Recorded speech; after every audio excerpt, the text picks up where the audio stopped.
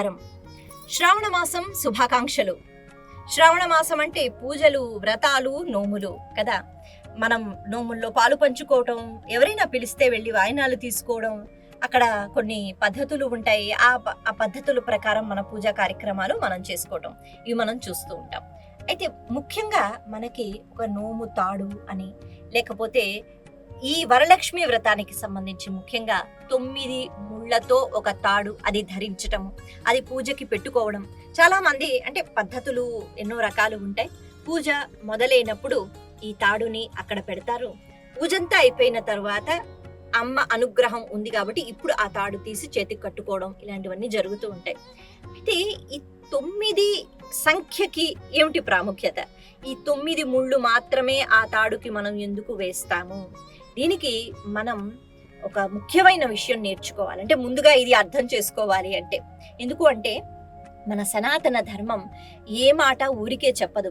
9 ఎందుకు, 5 వేసుకోకూడదా, 6 వేసుకోకూడదా, అంటే ముళ్ళు వేసుకోవడంలో కూడా ఉంటుందా? భగవంతుడిని భక్తితో శ్రద్ధతో కొలుచుకోవాలి కదా. ఇన్ని ప్రశ్నలు మనం వేస్తూనే ఉంటాం. కానీ మనం ఏది పొందడానికి ఈ 9 ముళ్ళు వేసుకుంటున్నాం? మనకి సనాతన ధర్మం ఏం చెప్తోంది తెలుసుకోగలగాలి. 9 అన్నది సంఖ్యలలో, అంటే అంకెలలో, సంఖ్య అని అనకూడదు, అంకెలలో అది చాలా గొప్పది, పెద్దది, అదే చివరిది కదా. ఇక 10 అన్న తర్వాత అది అంకె అని మనం అనం. 1 నుంచి 9 వరకు అంకెలలో 9 చిట్ట చివరిది, అలాగే అది పెద్దది. కాబట్టి ఆ 9 పక్కన ఏముంటుంది? 11 ఉండదు, 10 ఉంటుంది. 10 అంటే ఏమిటి? మళ్ళీ 1, ఆ తర్వాత 0. ఇక్కడ మనం ఆధ్యాత్మికంగా దీన్ని ఎలా అర్థం చేసుకోవాలి అంటే దీని వివరణ ఎలా ఉంది మనం చెప్పుకుందాం. 1 అంటే ఉన్నది ఒకటే పదార్థము, అంటే అదే అద్వైత భావన, అదే పరమాత్మ. నాలో పరమాత్మ, నీలో పరమాత్మ, ప్రకృతిలో పరమాత్మ, అంతటా పరమాత్మ.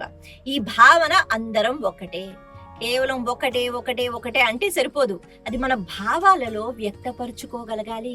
అది మన చూపులో ఉండాలి, అది మన దృష్టిలో ఉండాలి. అంతా ఒక్కటే అని చదువుకోవడం, చెప్పుకోవడం, ఆ తర్వాత వేరే వాళ్ళని కొంచెం తక్కువగా చూడటం, వాళ్ళకన్నా నేను గొప్ప కదా అని అనుకోవడం, వాళ్ళ స్థాయి నా స్థాయి వేరు అని అనుకోవడం, ఇలాంటి ఆలోచనలు కాదు. కాబట్టి ఈ 1 అంటే భగవంతుడు ఏం చెప్తున్నాడు? అంతటా ఉన్నది ఒకటే పదార్థం, అది భగవంతుడు, శ్రీ మహావిష్ణువు. పక్కన 0 ఉందిగా. మరి 0 అంటే ఏమిటి? శూన్యము, ఏమీ లేదని కాదు. 0 అంటే ఇలా ఉంటుంది. 0 అంటే పూర్ణత్వం. ఎక్కడ మొదలైందో మళ్ళీ అక్కడికి వెళ్ళిపోయే పూర్ణత్వం, అంటే ఎప్పుడు నిండుగా ఉండటం, ఇది పూర్ణత్వం. ఇక్కడ మనకి 2 పదాలు కూడా పక్కన వినిపిస్తూ ఉంటాయి. అమ్మవారికి సంబంధించి, లక్ష్మీదేవికి సంబంధించి పుష్కళ, పూర్ణ అని అంటూ ఉంటారు. అంటే మనం ఎప్పుడు పూర్ణత్వంతో ఉండాలి, మన పక్కన అలా భగవంతుడు ఉండాలి. అప్పుడే ఆ 10 వరకు చేరాలి అంటే 9 దాటాలి, అంతే కదా. 8 తర్వాత 10 రాదు, 9 తర్వాతే 10 వస్తుంది. కాబట్టి 9 అంటే మన జీవన విధానం. అది ఎలా ఉంటే మనకి పూర్ణత్వం వస్తుంది, అది ఎలా ఉంటే మనం భగవంతుడిని పోల్చుకోగలుగుతాం, ఇది ఈ 9 నేర్పిస్తుంది. మరి ఆ 9 అంటే ఆ పద్ధతుల్లో నేను ఉండాలి తల్లి అంటూ 9 రకాల ముళ్ళు వేసుకుని ఆ 9 ముళ్ళతో పూజ చేస్తున్నాను. నీ అనుగ్రహం వల్ల 10కి చేరుకోవాలి. ఆ 10లో ఏముంది? భగవంతుడు, అలాగే పరిపూర్ణత్వం. కాబట్టి పూర్ణ, పుష్కళ, ఇది అమ్మవారికి ఉన్న నామాలు. మరి అంత పరిపూర్ణంగా ఎలా ఉంటాం? ఎప్పుడు సుఖమే ఉండదు కదా, ఎప్పుడు చేతి నిండా డబ్బు ఉండదు కదా, ఎప్పుడు సంతోషం ఉండదు కదా.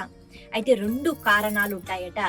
ఎప్పుడు పూర్ణత్వం అలాగే పుష్కళంగా ఉండాలి అంటే 2 రకాల కారణాలు, మార్గాలు చెప్తోంది మన శాస్త్రం. 1 దైవుడు అనుగ్రహిస్తే, అంటే భగవంతుడు తలుచుకుంటే మనం ఏ స్థాయిలో ఉన్నా అలా తీసుకెళ్లి ఎక్కడికో వెళ్ళి మన అక్కడ కూర్చోబెట్టేస్తాడు, అంతే కదా. భగవంతుడు తలుచుకుంటే ఎక్కడో మన స్థాయిని ఒక్కసారిగా కిందకి ఆయన పడేస్తాడు. కాబట్టి ఆ స్థాయి అన్నది భగవంతుడు మార్చగలడు. ఇంకొక మార్గం ఏమిటి అంటే మనం ఎంత ఇస్తే అంత పరిపూర్ణత్వాన్ని చెందుతూ ఉంటాం. సనాతన ధర్మం ఎప్పుడు ఇవ్వండి అని నేర్పించింది. ఈ క్రమంలోనే ఏ పూజ చేసినా మనం వింటూ ఉంటాం. ఒక గృహప్రవేశం చేసినా, ఒక వివాహం చేసినా, ఒక చిన్న శుభకార్యం చేసినా బ్రాహ్మణుణ్ణి పిలవండి, దానం చెయ్యండి, వస్త్రాలు ఇవ్వండి, వచ్చిన వాళ్ళకి అన్నం పెట్టండి, అన్నదానం చెయ్యండి అన్నారు. ప్రతి సంతోషముకు కారణము భగవంతుడు. భగవంతుడు నాకిచ్చాడు, నేను ఈ సంతోషాన్ని పంచి పెడతాను అనే భావన ఉండాలి. కాబట్టి ప్రతి శుభకార్యం, ఎప్పుడు ఎక్కడ శుభకార్యం చేసుకుంటే అక్కడ నలుగురిని పిలవడము, వాళ్ళకి మనం అన్నం రూపంలోనో వస్త్రాల రూపంలోనో దానం చేయటం మన సనాతన ధర్మం అలవాటు చేసింది. కాబట్టి ఇక్కడ లక్ష్మీదేవి ఎలా ఉంటుంది, ఎప్పుడు వస్తుంది అంటే ఎంత ఇస్తూ ఉంటే అంత పూర్ణత్వం మనకి కలుగుతుంది అని లక్ష్మి చెప్తోంది. ఈ భావన ఇది కేవలం భావంగానే ఉండిపోవాలా?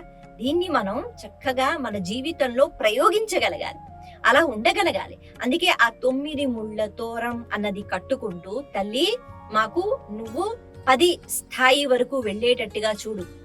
ఈ ఉపాసన ఏదైతే ఉందో, పూజ దేనికి చేస్తాం? చిన్న చిన్న కోరికల కోసం కాదు కదా, పరిపూర్ణత్వాన్ని పొందడానికి.